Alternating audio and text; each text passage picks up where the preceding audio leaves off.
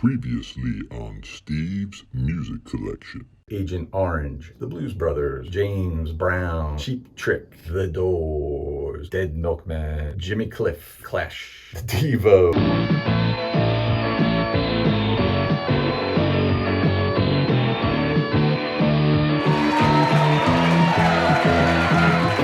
Greetings, welcome to another video.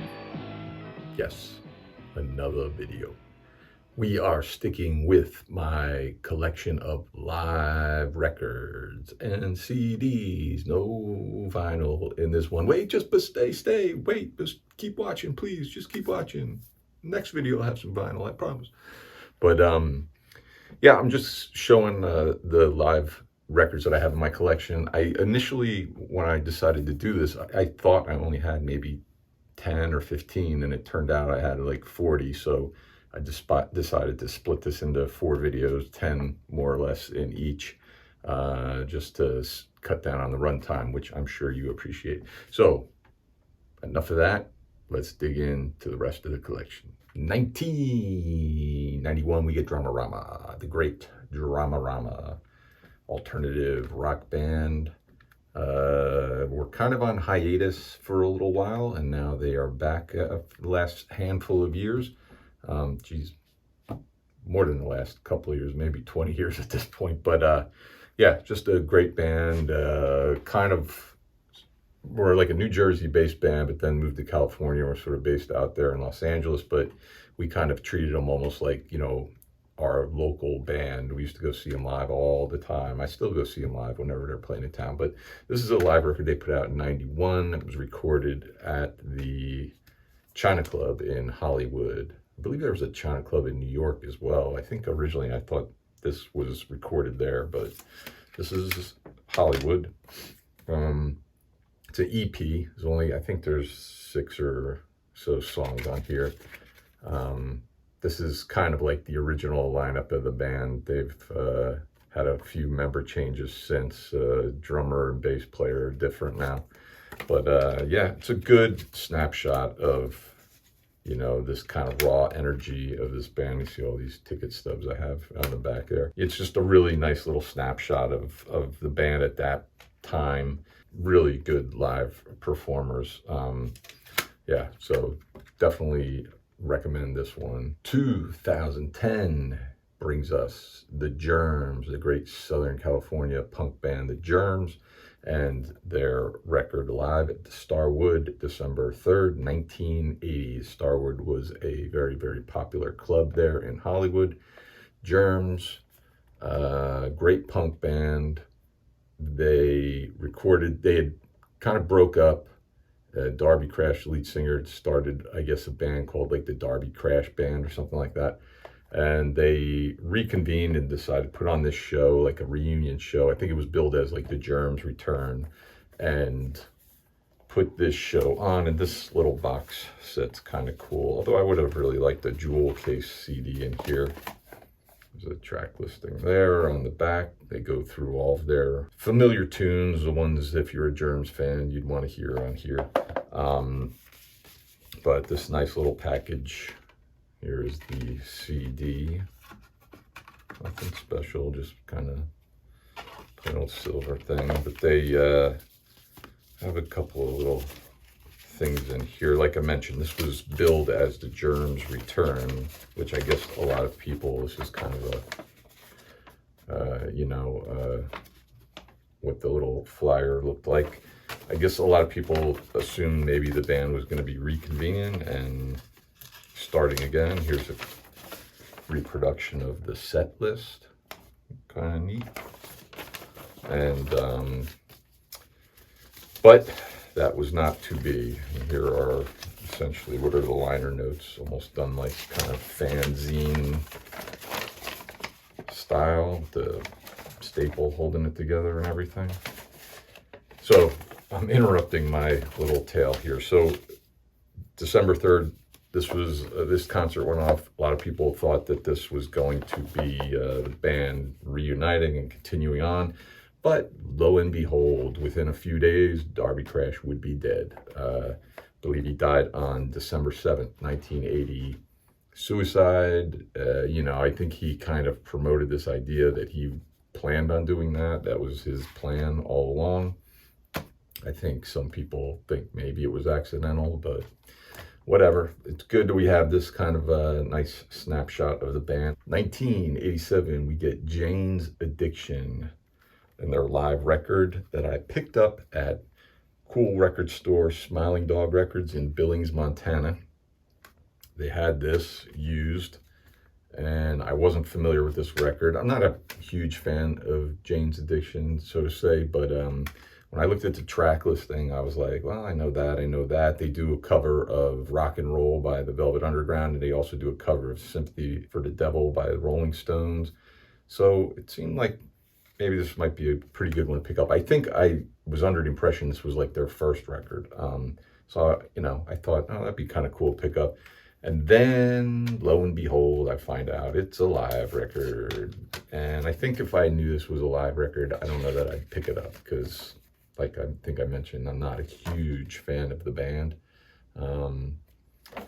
Like a few songs here and there, but, I'm definitely not so interested in the band that I would want to pick up a live record. And this happened to me with another band that'll be in, not this episode, I think the next one I'll get to that. But, it's all right. It's not bad, kind of interesting. 1980, we get the Kinks and their live record, One for the Road. I remember when I was growing up, my sister had this on vinyl, had the record, and listened to it a lot. And I'm sure I borrowed it from her and would listen to it. I like the Kinks. I have a handful of their records. There's a track listing here. This is like most live records. It almost turns into like a greatest hits package, right? But yeah, I like them. I have a lot of their records, and saw this. This was at another record store that was closing down. The record store in Howell, New Jersey was closing down, and I went there and I got this. It might have been brand new, but I got it for a really good price because they were having, these crazy discount sales. And this is a reissue of this album. So this book has, tons and tons of liner notes and pictures and everything. Really good job they did on these packages. I think the Kinks remastered and reissued their whole collection, or most of it, and did a really good job like this on them. But yeah, it's really good. I mean, I don't know where this album stands, with Kinks fans, but I really like it. 1986, we get John Lennon's Live in New York City. Came out in 1986, but this concert is from 1972. I think this might be like the only like full-on solo concert that John Lennon did. I think. I'm not by any means an aficionado about John Lennon or the Beatles or any of that world, but I do remember when this came out in 1986, it seemed like a really big deal when this was getting released. I mean, I remember going into Tower Records in New York at the time, and they just had tons of promotion for it and stacks of these records out, for sale, and just really seemed like a big deal that this was finally being released. I don't know if it's something that John Lennon fans had been like clamoring for all those years, like, when are you going to give us that? When are you going to give us that? And then they finally got it. I don't know. I'm assuming it did fairly well, and I imagine the fans were pretty happy with it. Although, with a band or a person like this, I'm sure there were detractors, as there always are. 1978, we get Bob Marley and the Wailers and their second live album called Babylon by Bus. This was released, Bob Marley was still around, hadn't passed away yet. I'm sure there's a bunch of live records that have since been released after his passing, going through the archives and stuff. Although it doesn't seem like there's some artists where I feel like they've really gone nuts with those, and I don't know that there's I don't feel like there's like a new live Bob Marley record like every other year or something, which you sometimes see with some artists who passed on. But yeah, I like Bob Marley quite a bit. I have most of his records, and his big famous live record was the first one, just called Live. And I think when I picked this up, I think I got it at one of those CD clubs. I think I was a little confused. I sort of knew that there was like a real popular live record that he put out, and I thought that's what this was. Like I think I was looking for live, but I saw this and it was a live record and just kind of confused them. But it's good. It's got a lot of tracks that I really love on here. Punky Reggae Party, Exodus, Stir It Up, Lively Up Yourself, Is This Love? But yeah, really good collection of some live Bob Marley. Speaking of the Marley family, 2000, we get Ziggy Marley and the Melody Makers and their record Live Volume 1. And guess what, everybody? There's never been a Volume 2. This is released kind of near the end of Ziggy Marley and the Melody Makers run. I don't know really why they split up. I loved them from the first time I heard them in 88, I think, with Conscious Party, and became a really big fan. Like around 86 is when I kind of got into reggae with the film Club Paradise and Jimmy Cliff's soundtrack for that. That was sort of like my introduction to reggae and made me a fan. And then I heard Ziggy Marley and the Melody Makers' first record not long after that, and just became a fan, started picking up more and more stuff here and there. But I don't know why the band split up. I don't know if, Ziggy and his brother Steven, who was in this band as well, they've continued on with careers. The sisters, who made up the rest of the Melody Makers, I don't really believe they've gone on to have like solo careers.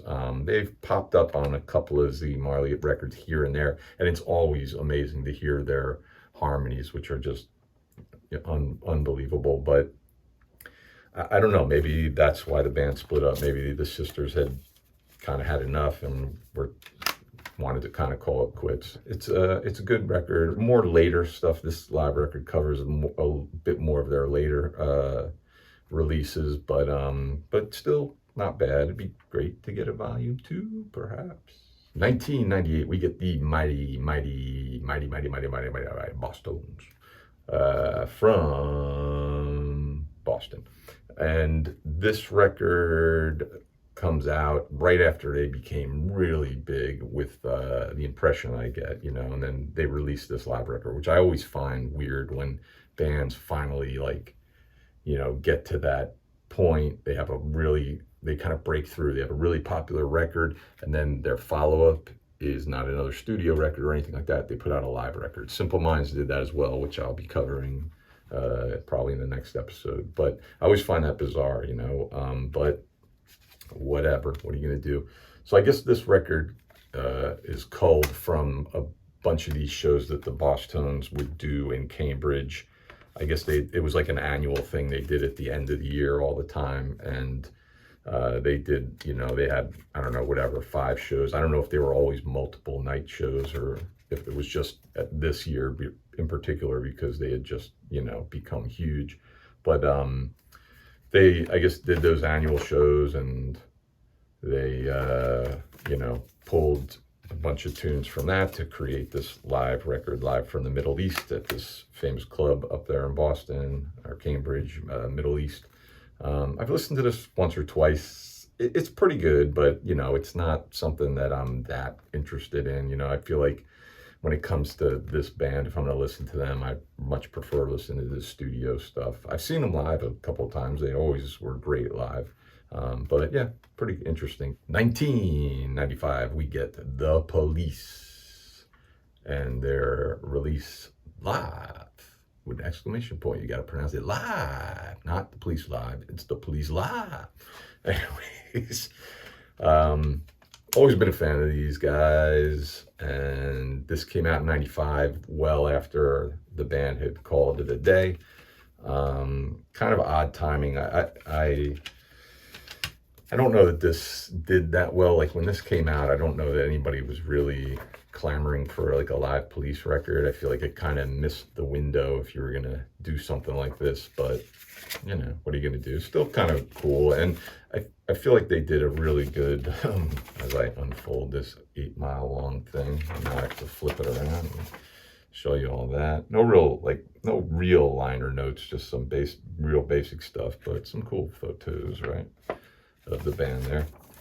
You know, unlike the Doors record that I showed in the first video of live records, all the band members are represented here. It's not like it's just a picture of Sting and then there's a tiny picture of Andy Summers and Stuart Copeland on the back, which is always weird.